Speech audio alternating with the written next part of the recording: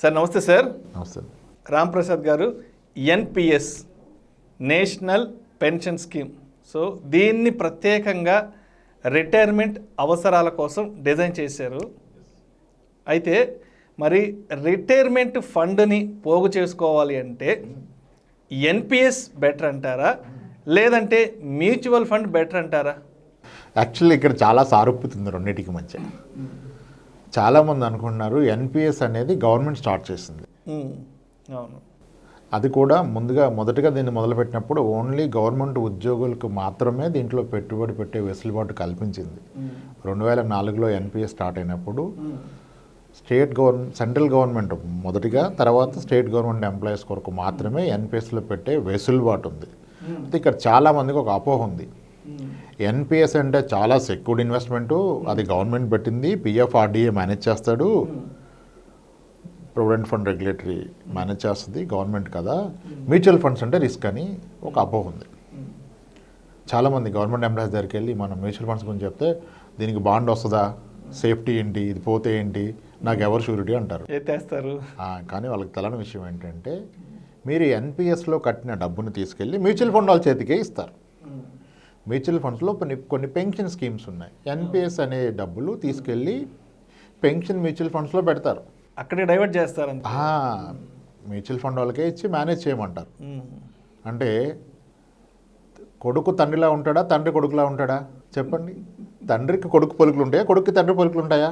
కొడుక్కి తండ్రి నుంచి పలుకులు వస్తాయి. అలాగే మ్యూచువల్ ఫండ్ తండ్రి అయితే ఎన్పిఎస్ కొడుకు. ఓకే, సో కాబట్టి ఎన్పిఎస్లో పెట్టినంత లోపల మ్యూచువల్ ఫండ్ నుంచి తప్పించుకోలేరు మీరు. అర్థమైంది కదా నా point. So NPS is nothing but A mutual fund. Okay, అయితే ఎక్స్క్లూజివ్లీ రిటైర్మెంట్ కొరకు డిజైన్ చేసిన మ్యూచువల్ ఫండ్లో పెట్టేది ఎన్పిఎస్.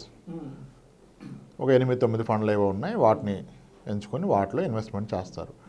అదే మనలో ఏం చెప్తున్నారు, ఎన్పిఎస్లో ఎక్స్పెన్స్ రేషియో చాలా తక్కువ ఉంటుంది, 0.25 మాత్రమే ఉంటుంది, మ్యూచువల్ ఫండ్లో 2% ఉంటుంది కదా, 1 ఉంటుంది కదా, మ్యూచువల్ ఫండ్ వద్దు ఎన్పిఎస్లో పెట్టమని చెప్తారు.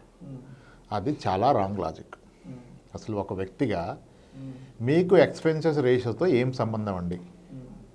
మీకు మీ రిటర్న్ ఇంపార్టెంటా, ఎక్స్పెన్స్ రేషియో ఇంపార్టెంటా? మీకు వచ్చే రిటర్న్ కదా. చాలామంది అసలు వదిలేసి దీని మీద ఫోకస్ చేసేస్తున్నారు. ఎన్పిఎస్లో ఎందుకు పెడుతున్నారంటే ఎక్స్పెన్సెస్ రేషియో తక్కువని పెడుతున్నారంట. ఇప్పుడు ఎక్స్పెన్సెస్ రేషియో తక్కువ, చాలా తక్కువ, లేదా 0, మీకు 9.5 to 11.5 ఇచ్చింది. ఎక్స్పెన్స్ రేషియో ఎక్కువ, అయినా 14% ఇచ్చింది. ఏది మీకు మంచిది? మనకి రిటర్న్స్ ఎక్కువ దేంట్లో? మనకి రిటర్న్ అనేది పోస్ట్ ఎగ్జిస్టింగ్ ఆల్ కదా, ఎక్స్పెన్స్ రేషియో పోగానే కదా. సో ఆ లాజిక్ మీద అయితే మీరు ఎన్పిఎస్ బెస్ట్ అని చెప్పకూడదు. కానీ ఇవాళ దీంట్లో ఖర్చు తక్కువ కదా అనేది ఆలోచిస్తున్నారు. ఖర్చు తక్కువ ఎక్కువ కాదు, మొత్తంగా మీ చేతికి ఏముంది అది కదా, మీకేమొస్తుంది? ఎండ్ ఆఫ్ ది డే మనకి ఎంత అమౌంట్ లంసం అనేది చేతికి వస్తుంది అనేది అది కదా. మీకు ఎఫెక్టివ్గా వచ్చే రిటర్న్ ఎంత, అది చాలా ఇంపార్టెంట్ కదా. మీరు అది వదిలేసి ఈ ఫండ్ మేనేజ్ చేసినందుకు ఎంత వెళ్తుంది దాని మీద మీరు ఎక్కువ ఫోకస్ పెడుతున్నారు. ఇప్పుడు చాలామంది చేస్తున్న తప్పు ఇదే. మీ ఆబ్జెక్టివ్ ఆఫ్ ఇన్వెస్ట్మెంట్ తెలుసుకోరు, ఎంత పెట్టాలి, ఎంత కావాలి, అంత మొత్తానికి ఎంత కట్టాలి, ఇది కాకుండా ఎక్స్పెన్సెస్ రేషియో ఎంత, షార్ప్ రేషియో ఎంత, టెన్యూర్ రేషియో ఎంత, పోర్ట్ఫోలియో ఓవర్లాప్ ఎంత. దీన్నే lot of analysis leads to paralysis అంటే ఇదే. మీ ఆబ్జెక్టివ్ ఫిల్ అవుద్దా లేదా చూసుకోవాలి, కానీ మీరు ఫండ్ మేనేజర్ అవ్వట్లేదు కదా. ఓకే, సో కాబట్టి ఎక్స్పెన్స్ రేషియో ఎన్పిఎస్కి తక్కువ, మ్యూచువల్ ఫండ్స్ ఎక్కువ. కానీ గత 10 ఏళ్లలో ఒక డైవర్సిఫైడ్ ఈక్విటీ మ్యూచువల్ ఫండ్స్ యొక్క యావరేజ్ రిటర్న్కి ఎన్పిఎస్ యొక్క యావరేజ్ రిటర్న్కి మధ్య ఆల్మోస్ట్ 5% డిఫరెన్స్ ఉంది. ఎన్పిఎస్ 10 ఏళ్ళగా ఇచ్చిన రిటర్న్ 11% వరకు ఇచ్చింది. ఎందుకంటే NPS schemes are conservative schemes, they are design like that. ఇది పెన్షన్ ఫండ్ కనుక దీంట్లో పూర్తిగా మీరు ఈక్విటీ ఎక్స్పోజర్ తీసుకునే వెసులుబాటు లేదు. ఒక అగ్రెసివ్ ఎన్పిఎస్ స్కీమ్లో any government employee or private employee invest చేసినప్పుడు, government employee, central government or state government invest చేసినప్పుడు ఒక ఎన్పిఎస్ స్కీమ్లో highest weightage towards equity 75%. Remaining 25 has to be spread across gold కానీ, కార్పొరేట్ బాండ్స్ కానీ, alternative ఇన్వెస్ట్మెంట్స్లో కానీ పెట్టాలి. Government bonds, corporate bonds and alternative ఇన్వెస్ట్మెంట్స్లో పెట్టాలి. ఈక్విటీలో 75, రిమైనింగ్ది మన మ్యాక్సిమం 75 ఈక్విటీ. సో అప్పుడు ఆబ్వియస్గా మీరు ఈక్విటీ ఎక్స్పోజర్ తక్కువ తీసుకున్నారు, but equities risky over short term. Long టర్మ్లో equity can only generate return. Pension fund అంటేనే మీరు 60,000 వచ్చిందాక పెట్టదంటే లాంగ్ టర్మ్కి, లాంగ్ టర్మ్లో ఈక్విటీని అవాయిడ్ చేయడమే తప్పు. You lose your return. అవును. కానీ గవర్నమెంట్ కనుక అది అలానే డిజైన్ చేశారు. అయితే ఇప్పుడు ఎవరైతే గవర్నమెంట్ ఎంప్లాయీస్ ఉన్నారో వాళ్ళకి ఎలాగో ఆప్షన్ లేదు. నా రిటైర్మెంట్ వరకు నువ్వు సిపిఎస్ కట్ చేయకు, నా ఎన్పిఎస్ కట్ చేయకు, నేను పెట్టుకుంటా అంటే ఎవరు? ఇక వాళ్ళకి ఆప్షనే లేదు కాబట్టి వాళ్ళు ఎన్పిఎస్కి వెళ్ళాలి. ప్రైవేట్ ఎంప్లాయీకి ఇది ఒక వెసులుబాటు. నేను ఎన్పిఎస్లో పెట్టాలా, రెగ్యులర్ నార్మల్ మ్యూచువల్ ఫండ్లో పెట్టుకోవాలా? సో ఈ రెండింటికి ఉన్న ప్రధాన వ్యత్యాసం ఏంటంటే ఎన్పిఎస్లో మనీ నీ ఎమర్జెన్సీ ఫండ్ కింద తీయలేవు. అదే మ్యూచువల్ ఫండ్ ఎప్పుడైనా తీసుకోవచ్చు. ఒక విధంగా అది మంచిది, ఇంకొక విధంగా చాలా చెడ్డది కూడా. ఇప్పుడు గవర్నమెంట్ ఎంప్లాయీ కనుక ఆయన ఎన్పిఎస్ కాంట్రిబ్యూషన్ ఉంటే బై డిఫాల్ట్ కాంట్రిబ్యూషన్ కనుక ఆయన దాన్ని బ్రేక్ చేయలేడు. 60 ఏళ్ళకి ఖచ్చితంగా ఎంతో కొంత ఫండ్ సమకూరుతుంది.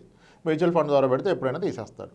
అంటే డిసిప్లిన్ లేని వ్యక్తికి మ్యూచువల్ ఫండ్ కన్నా ఎన్పిఎస్ఏ బెస్ట్.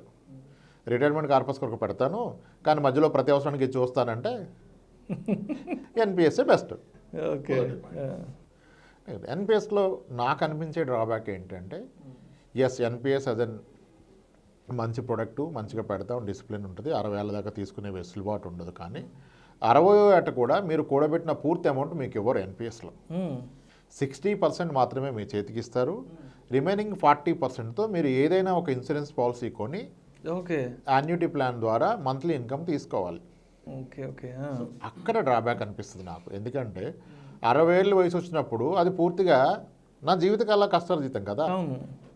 నాకు అందుబాటులో, నాకు వెసులుబాటుగా, నా ఇష్టం వచ్చినట్టుగా ఉండాలి. మీరు మళ్ళీ డిక్టేట్ చేసేస్తున్నారు అక్కడ. అప్పుడు కూడా మళ్ళీ 60 ఇచ్చి మళ్ళీ 40 పట్టుకోవడం.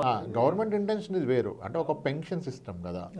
ఇప్పుడు సోషల్ సెక్యూరిటీ లేదని అంటాం మనం ఇండియాలో. ఇది సోషల్ సెక్యూరిటీ స్కీమ్ ఇది. ఓకే, మీ పెన్షన్ కొరకు కదా super annuity schemes, 401k schemes అని యూఎస్లో అంటారు. 401k ఇలా. ఓకే, అటువంటి స్కీమే ఇది. ఎక్కడైనా ఈ పెన్షన్ స్కీమ్స్ అంటే మన శాలరీ నుంచే తీసుకొని ఇస్తారు, యూరోప్ అయినా యూఎస్ అయినా. ఓకే, అలా చేస్తున్నారు. ఆ 40% యాన్యుటీకి వెళ్తుంది. అది గుడ్ ఆప్షనే. కానీ ఏ వ్యక్తికైనా అప్పుడు ఎమర్జెన్సీ ఉన్న పక్షంలో కూడా ఆ 40ని డిస్టర్బ్ చేయలేడు. అదొక ప్రాబ్లం. ఓవరాల్గా అంతకాలం పాటు మీరు పెడితే ఇక్కడ ఎన్పిఎస్ మీకు 11-12 ఇస్తే మ్యూచువల్ ఫండ్ 15-16 ఇచ్చే అవకాశం ఉంది.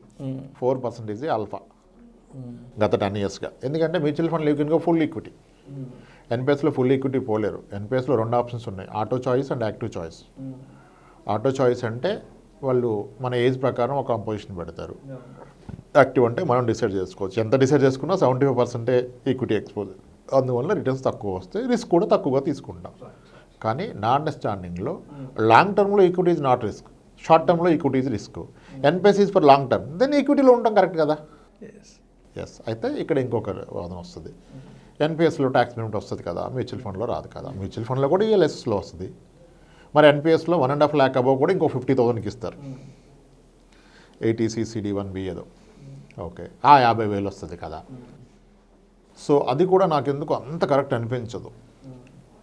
ఆ 30% ట్యాక్స్ బెనిఫిట్ ఏదో పోయిందనుకొని రిమైనింగ్ మ్యూచువల్ ఫండ్లో పెట్టినా ఒక ప్రైవేట్ సెక్టర్ ఎంప్లాయ్ అయితే ఈయన ప్రెడిక్ట్ చేయలేడు కదా, జాబ్ సెక్యూరిటీ లేదు కదా. 10 ఏళ్ళ తర్వాత ఎమర్జెన్సీ వస్తే జాబ్ కోల్పోతే మ్యూచువల్ ఫండ్లో డబ్బులు తీసి వాడుకోవచ్చు. ఎన్పిఎస్లో డబ్బులు వాడుకోలేడు, చాలా రెస్ట్రిక్టెడ్. మధ్యలో డ్రాప్ చేస్తే మీకు 25% వరకే వెసులుబాటు ఉంటుంది, మిగిలిన 75 అన్నిటిలోకి వెళ్తుంది. ఎగ్జిట్ లోడ్ ఎక్కువ ఉంటుంది. ఎగ్జిట్ లోడ్ ఏం కాదు, కండిషన్స్ క్లాసెస్ 25% మాత్రమే తీసుకోగలుగుతారు, రిమైనింగ్ 75 అన్నిటికి వెళ్తుంది. బట్ ఇప్పుడు నా అవసరాలు, ఇప్పుడు ఒక వ్యక్తి ఉన్నాడు, ఆయన ఆరోగ్యం బాగోలేదు, ఇంకా గ్యారంటీ లేదు, ఎన్నాళ్ళు ఉంటారు, కూతురు పెళ్ళి ఉంది, మరి అప్పుడు డబ్బులు తీసి వాడుకోవాలిగా. ఇంకా ఆయన ఉన్నప్పుడు ఆయనకి ఎందుకు అవి? ఉన్న పిల్లలకి ఇవ్వాలన్నా ఏదన్నా ఆ వెసులుబాటు మీకు ఎన్పిఎస్లో ఉండకపోవటమే problem. So long term 20 years ఉంటారు, 30 years ఉంటారు అంటే 60 ఏళ్ళకి అంత దూరంలో ఉన్న వ్యక్తి. ఇక గవర్నమెంట్ ఎంప్లాయీ అయితే ఇంకా ఆయనకి ఆప్షన్ లేదు, ఎన్పిఎస్. ప్రైవేట్ ఎంప్లాయీకి it is between the choice between NPS and mutual funds. నేను డిసిప్లిన్ కాదు అన్న అనుమానం ఉంటే ఎన్పిఎస్కి వెళ్ళిపోండి. నేను కంట్రోల్ చేసుకోలేను ఉంటే తీసేసుకుని తింటానంటే ఇంకెవరు హెల్ప్ చేయలేము, అప్పుడు ఎన్పిఎస్కి వెళ్ళిపోండి. లేదు నేను డిసిప్లిన్డ్ ఉండగలను అంటే మ్యూచువల్ ఫండ్స్ ద్వారా ఇన్వెస్ట్ చేసుకోండి. లేదా ట్యాక్స్ బెనిఫిట్ కొరకు ఆ 50,000 ఎన్పిఎస్లో పెట్టుకోవచ్చు. ఓవర్ అండ్ అబోవ్ ఐటీసీ ఇంకొక 50,000 ట్యాక్స్ బెనిఫిట్ నిమిత్తం పెట్టుకోండి. ఓకే, ఫస్ట్ నేను చెప్పదలుచుకుంది ఏంటంటే ఇక్కడ NPS is nothing but A mutual fund. ఆ ఒక్క విషయాన్ని అర్థం చేసుకోండి. ఓకే, నన్ను అడిగితే ప్రతి గవర్నమెంట్ ఎంప్లాయీ 100% కాన్ఫిడెంట్గా మ్యూచువల్ ఫండ్ ఇన్వెస్ట్ చేయాలి. ఎందుకంటే ఆయన ఆల్రెడీ చేస్తున్నాడు, ఆయనకు అర్థం అవ్వట్లేదు. నువ్వు పెడుతున్న ఎన్పిఎస్ ఇది nothing but mutual fund, then why are you scared about mutual fund? నీకు వేరే వ్యక్తి వచ్చి చెప్తే మ్యూచువల్ ఫండ్ అంటేనేమో అమ్మో రిస్క్ ఉంటుందంట, మరి ఎన్పిఎస్లో రిస్క్ లేదా? అది నిజంగా రిస్క్ అయితే గవర్నమెంట్ ఎందుకు ప్రపోజ్ చేస్తుంది? అవును, గవర్నమెంట్ ఎందుకు ప్రపోజ్ చేస్తుంది? సో గవర్నమెంట్ కూడా బాధ్యతగానే వ్యవహరిస్తుంది. ఓల్డ్ పెన్షన్ తీసి న్యూ పెన్షన్ అంటే ఒక సిస్టమ్ పెట్టిందంటే వాళ్ళకంటే కొన్ని క్యాలిక్యులేషన్స్ ఉన్నాయి. మేబీ తక్కువ సర్వీస్ ఉన్న వాళ్ళకి ఓల్డ్ పెన్షనే బెస్ట్ కావచ్చు, కానీ లాంగ్విటీ ఒక 25 ఇయర్స్లో జాయిన్ అయ్యి అతను ఇంకొక 30 ఇయర్స్ పనిచేస్తాడు, 35 ఇయర్స్ పనిచేస్తాడంటే డెఫినెట్గా హ్యూజ్ కాంపౌండింగ్ కదా. 11-12% compounding is what for a period of 30 years. Huge money అయితే అవుతుంది. ఓకే, సో ఇట్లా మీరు డిసైడ్ చేసుకోవాలి. డిసిప్లిన్ ఉంటే మ్యూచువల్ ఫండ్స్కి రండి. నేను సంపాదించుకోలేను, కంట్రోల్ ఉండదు, తీసేస్తానంటే NPS is the best. Right. Thank you sir. Thank you so much Ramprasad garu. ఎన్పిఎస్కి మ్యూచువల్ ఫండ్స్కి ఉన్న డిఫరెన్సెస్ని చాలా క్రిస్టల్ క్లియర్గా ఎక్స్ప్లెయిన్ చేశారు. Thank you so much sir.